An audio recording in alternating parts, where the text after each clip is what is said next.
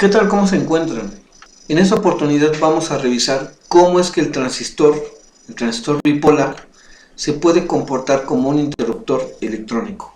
Recordemos que un transistor de unión bipolar, un transistor BJT, es un dispositivo de 3 terminales que está fabricado a partir de semiconductores. En la imagen de la derecha podemos ver diferentes tipos de encapsulados que corresponden a este dispositivo y de los cuales podemos observar que cada uno de ellos tiene 3 terminales.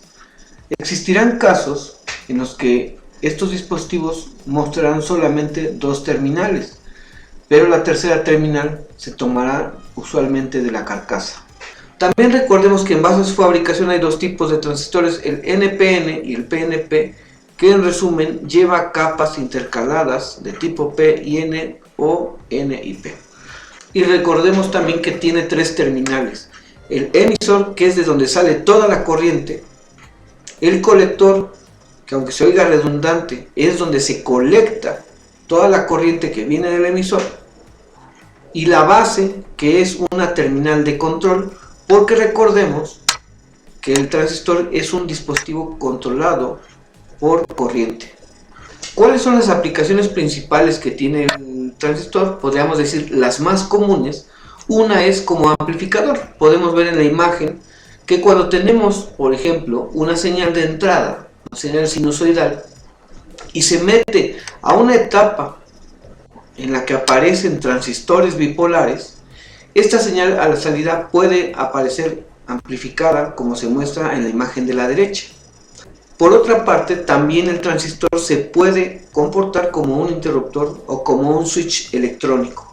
Vemos en la parte de abajo cómo un interruptor se encuentra abierto, cómo un interruptor se encuentra cerrado, pero este ejemplo es para un interruptor mecánico. El transistor también puede abrir y cerrar circuitos, dejar pasar la corriente o no dejar pasarla. En el transistor bipolar o transistor de juntura bipolar, se llama bipolar porque 2 portadores de carga son los que participan en los fenómenos de conducción eléctrica dentro del dispositivo, y que estos son los electrones y los huecos. Hay 3 formas de configurar el transistor, y que implica cuál de las terminales del transistor va conectada a la masa o a la tierra. Por ejemplo, vemos que en el caso de emisor común, en el lado izquierdo, la terminal de emisor va conectada a tierra; en el caso de la del medio, la base va conectada a tierra, o el colector, en el caso de la derecha, va conectada a tierra. Para saber cómo es que el transistor se comporta o se puede comportar como un interruptor cerrado o abierto, es necesario hacer referencia a la gráfica de salida que se tiene en la configuración de emisor común. Observamos en el eje X la gráfica del voltaje, y específicamente el voltaje colector-emisor, que si vamos al circuito, tenemos acá a un transistor NPN en el lado derecho, tenemos la base, tenemos el colector, tenemos el emisor. El voltaje colector-emisor es el que se mide entre el colector y el emisor. En la parte de abajo vemos cómo el voltaje colector-emisor es dependiente o es resultado de la diferencia que hay entre el voltaje de la fuente y este término que aparece a la derecha, donde participan tanto la corriente de colector como los 2 resistores que se encuentran en esa sección, que son la resistencia de colector, que en el circuito está acá arriba, y la resistencia del emisor, que es el resistor que tenemos en la parte de abajo. En el eje Y se grafica la corriente de colector, que va a ser la corriente de salida, y que, como vemos en la imagen, es esa corriente que se tiene a través del resistor de colector, y que, como sabemos en la ecuación que viene en la parte de acá abajo, es dependiente de la corriente de base. Por esa razón vemos diferentes gráficas en esta imagen, y que cada una corresponde a una diferente corriente de base. Evidentemente, una mayor corriente de base va a provocar una mayor corriente de colector. Veamos ahora cómo el transistor puede trabajar en la región de corte, que es esa condición cuando no hay circulación de corriente a través de la terminal de colector. Como podemos ver en la imagen de la izquierda, en la sección de entrada, que es donde se encuentra la resistencia de base, la fuente de polarización tiene un valor de 0 volts. Esto no permite que la unión base y emisor del transistor quede polarizada en directa, de tal manera que la corriente en la base va a ser igual a 0. Como sabemos, la corriente de colector, siendo dependiente de la corriente de base, por beta veces IB, pues automáticamente va a ser 0 si la corriente de base vale lo mismo. En la imagen de la derecha se ve el equivalente a un interruptor abierto debido a esa situación en la que la corriente de base es nula. Por eso podemos ver en la gráfica que está en la parte final de la derecha, como cuando la corriente de base es igual a 0 microamperes en este caso, pues prácticamente tenemos al transistor en la región de corte, es decir, un interruptor abierto o un switch abierto. No hay circulación de corriente a través del colector. Y por tanto, podemos decir que todo el voltaje de la fuente, sabiendo que no hay corriente a través de la resistencia del colector, todo ese voltaje de la fuente se ve reflejado entre la terminal del colector y el emisor. Por tanto, el voltaje de colector y emisor es igual al voltaje de la fuente. ¿Cómo podemos ver esto? Si ahora mostramos la definición del voltaje colector-emisor para este circuito, vemos que es la diferencia entre la fuente y la corriente de colector por la resistencia de colector, que es el voltaje en la resistencia de colector. Si este término es 0, pues automáticamente VCE es igual al valor de VCC, que es el de la fuente. El objetivo de trabajar un transistor como interruptor es pasarlo de corte a saturación y de saturación a corte. Esto quiere decir que lo que queremos es estar abriendo y cerrando circuitos. Si ya vimos ahorita hace un momento que en corte el transistor se comporta como un interruptor abierto, ahora en la saturación lo que se va a mostrar es cómo el transistor puede comportarse pues como un interruptor cerrado. ¿Cómo se logra eso? Vemos la figura del lado izquierdo. Ahora tenemos una fuente que representa BBB mayor que 0 y que va a empujar a la corriente a través de la base. ¿Esto qué va a permitir?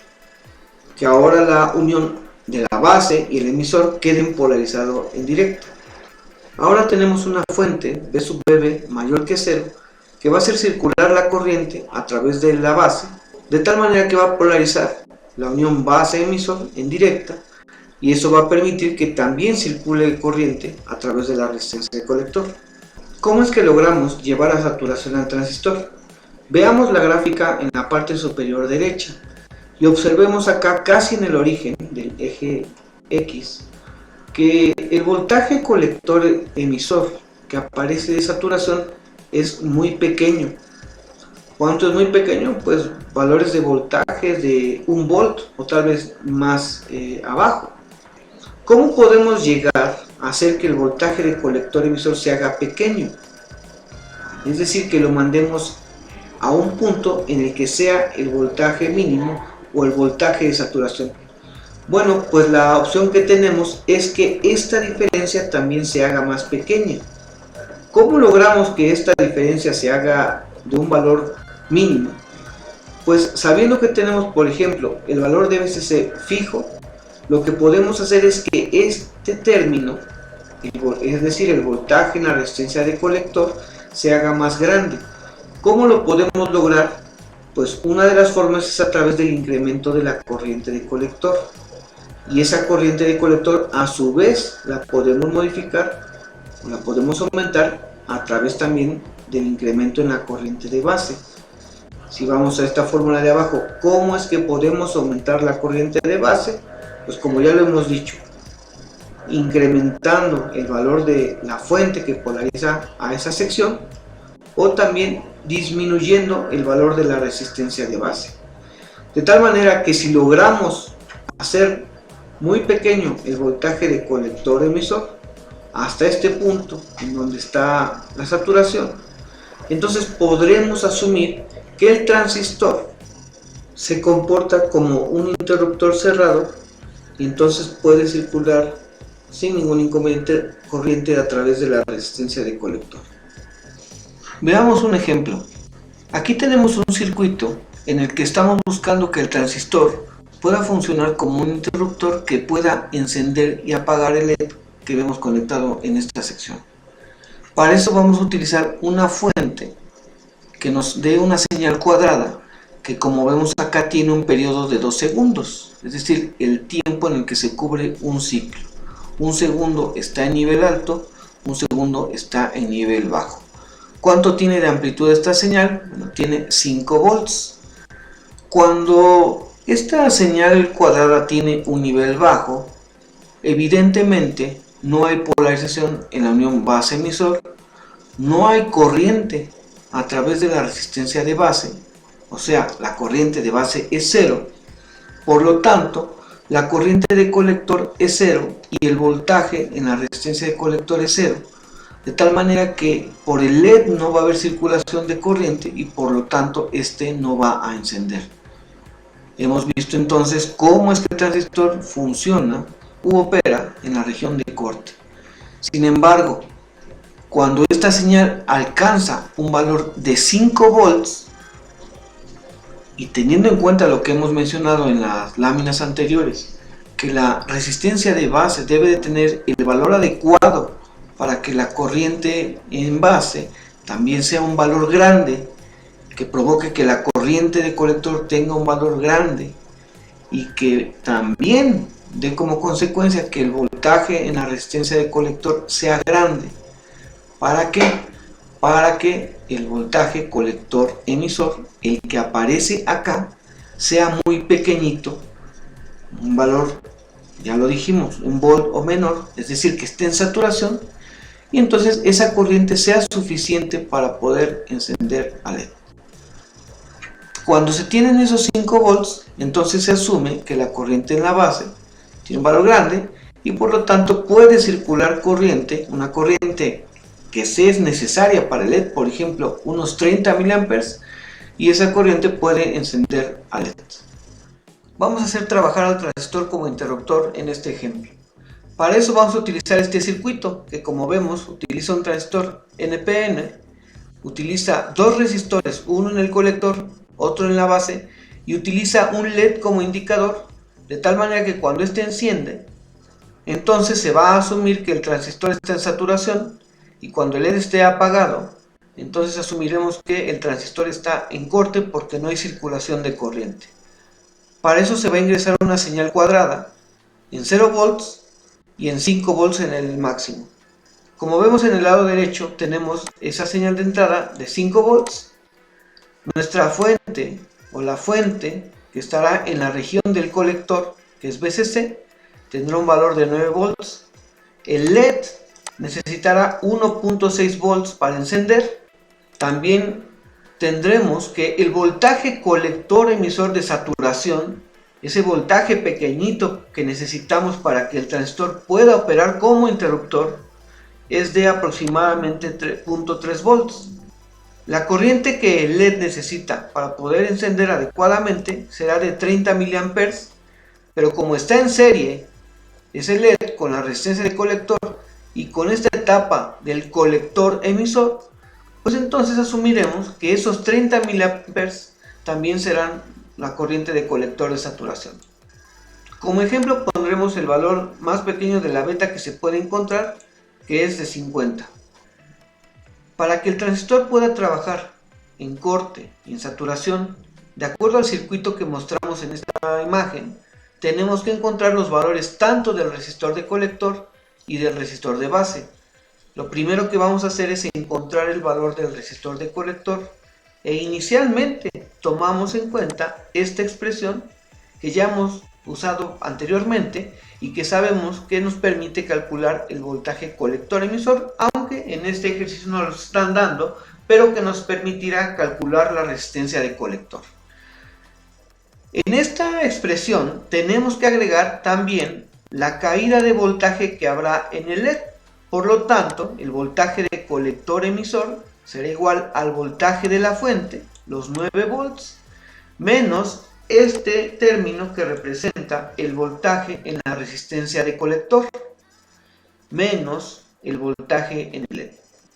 Ahora tenemos que precisar algunas variables dentro de esta expresión. Por ejemplo, Para poder encontrar la resistencia de colector que permitirá que el transistor esté en saturación, tenemos que denotar al voltaje de colector emisor como el voltaje colector emisor de saturación.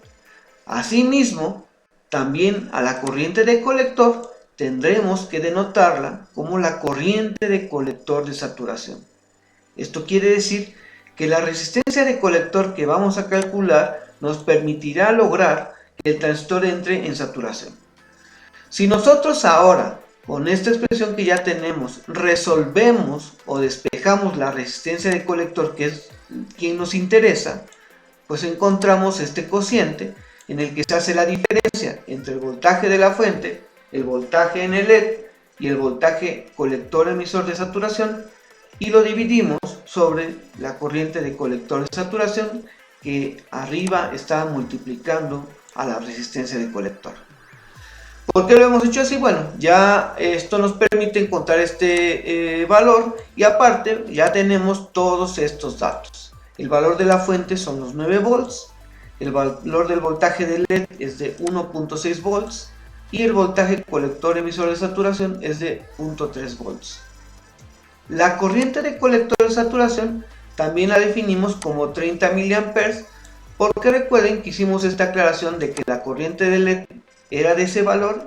Ahora hacemos las cuentas, 7.1 volts, que es lo que queda de esta resta, y lo dividimos entre 30 por 10 a la menos 3, que es el prefijo de mili, pues entonces nos da un valor de 236.67 ohms, que es el valor de la resistencia de colector que tenemos que poner en esta etapa.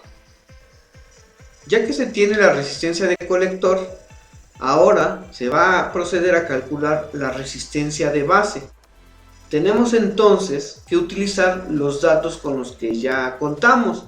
Por lo tanto, ahora lo conveniente es hacer referencia a esta expresión. La corriente de colector es igual a beta veces la corriente de base. ¿Por qué recurrimos a esta fórmula?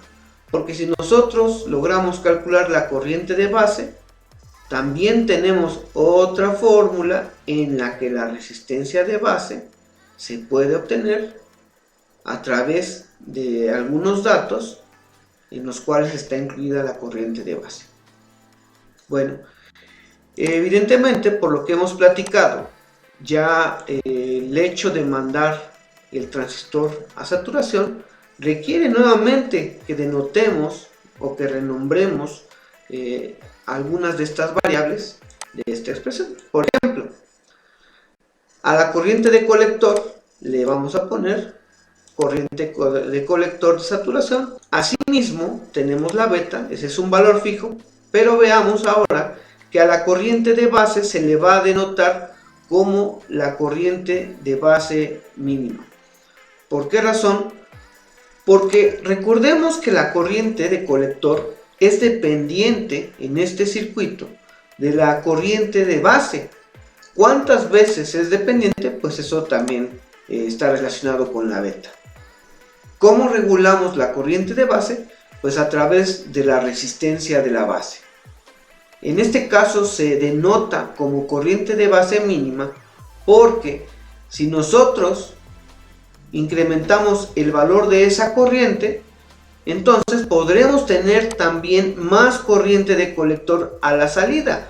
Si reordenamos la expresión, resolvemos o despejamos para la corriente de base mínima, entonces ahora en la expresión nos queda pues simplemente el cociente entre la corriente de colector de saturación dividido entre la beta. Esto es 30 mA sobre la beta que se definió de 50, nos da un valor de 0.0006 amperes, o con el prefijo adecuado son 600 microamperes. Continuamos entonces con nuestro procedimiento para poder encontrar la resistencia de base, y para eso vamos ahora a trabajar en esta malla de entrada en la que está la fuente que se tiene en esta sección, la resistencia de base y el voltaje de base emisor. Si aplicamos la ley de Kirchhoff de los voltajes, entonces sabemos que el voltaje de entrada, que es el voltaje de la fuente, es igual a la suma de la caída en la resistencia de base más lo que se tiene entre las terminales de la base y el emisor, que bueno, ya sabemos que es un valor fijo. Nuevamente tenemos que denotar o tenemos que renombrar algunas variables de esta expresión, porque recuerden que lo que estamos buscando es la corriente de base mínima, y como vemos acá abajo, así se obtiene. El voltaje de entrada es igual al voltaje en la resistencia de base, pero por la ley de Ohm, pues esto es corriente por resistencia, pero ya con esta aclaración es la corriente de base mínima multiplicado por la resistencia de base máxima.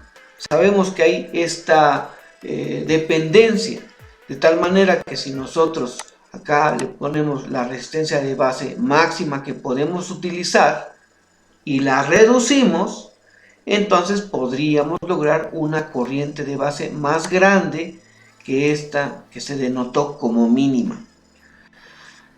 Adicional a esto, pues hay que sumar el voltaje de base emisor, que ya sabemos cuánto vale.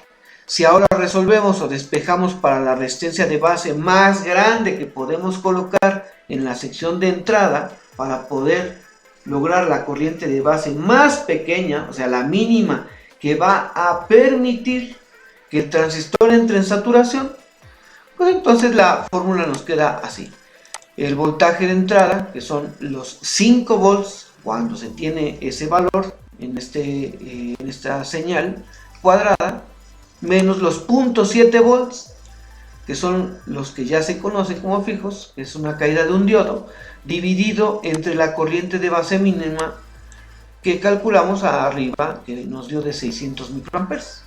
Entonces, cuando hacemos las cuentas para estas cantidades, obtenemos un valor de 7167 ohms como valor de resistencia más grande en la base. Por lo tanto, y sabiendo que estos valores pues son calculados pues, de manera teórica, pues podemos aproximar a un valor práctico, a un valor real de una resistencia. ¿Qué es lo que podemos hacer? Pues como esto era el máximo, pues la podemos reducir, y para este ejercicio seleccionamos una resistencia de 7000 ohms, o que también podríamos decir que es de 7 kilo ohms. Y ya para terminar vamos a poner la simulación del circuito. Tenemos un transistor que es en este caso el 2N2222A, y tenemos nuestra resistencia de colector de 236.67 ohms. Asimismo está la resistencia de base, que al final calculamos como de 7 kilo ohms.